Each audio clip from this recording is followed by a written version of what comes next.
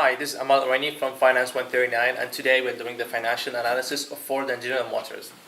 So, who are the shareholders? For General Motors and Ford, the biggest shareholders are the institutions, and the number one is the Vanguard Group. And why do investors care about capital structure? Investors care about capital structure because it maximizes the value of the company by reaching a minimal cost of capital.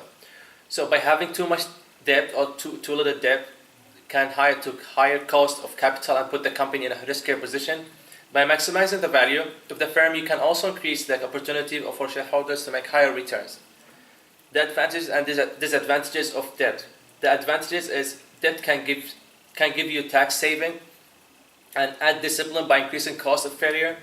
Disadvantages of debt: a higher chance of default. A debt can cause conflict between stock and bond holders, and it will also lose of flexibility, and high interest cost can increase the chances of insolvency.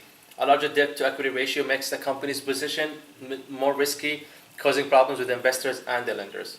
So factors of taking up debt: tax rate. The higher tax rate, the more they will be able to save. For General Motors, tax rate is 24%. EBITDA ratio can help determine if a company can take more debt and shows if they can pay back the interest expense. Variance in operating income. Higher debt ratio leads to higher beta. It will influence the bond rating. So what is our cost of debt financing? We use this formula, which is RD equals interest rate 1 minus tax rate equals risk-free rate plus capital spread 1 minus tax rate. And after doing this calculation, we found that it's for GM and Ford is 4.39%. What is our cost of equity financing? For this, we use the CAP model. And for the CAP model, you need to calculate the risk-free rate, the beta, and the expected risk premium. For Ford, we found that it was 8.52%, and for General Motors, it was 10.84%. General Motors and Ford, we ran a 5-year monthly regression and found that General Motors beta came out to be 1.43 and Ford's was 0.99. What is our overall cost of capital?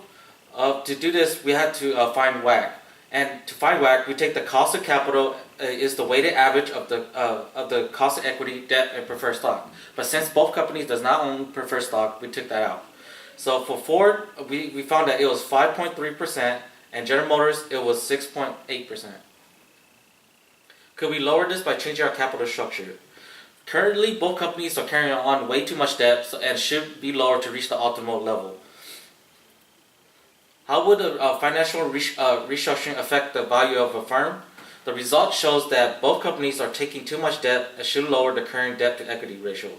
By lowering the debt ratio, it will give both companies a better bond rating, increase their enterprise value, and also lower the interest rate. Will more debt create unnecessary risk? Yes, both companies are currently carrying too much debt and should be reduced to reach the optimal level. Carrying more debt will lower the bond rating and reduce enterprise value and create unnecessary risk and should be avoided. Lastly, their debt must be paid. What does the competition do? We compared Ford and GM against Toyota and Honda and found out that in their long-term liabilities, they were heavily weighted against their competitors of Toyota and Honda, meaning that they were carrying on more weight compared to the competitors. Okay. Is our stock price fairly valued? For Ford and General Motors, we used the dividend growth model and the discounted cash flow model. And then we took the average of the two to find price. For Ford, we found that the average was $14.44, and the stock was currently trading at $12.58, which means our stock was undervalued for Ford. For General Motors, the average price was $35.42, and the stock is currently trading at $41.81, which means the stock is overvalued. Hence, we recommend to buy Ford. Thank you, and this is our presentation.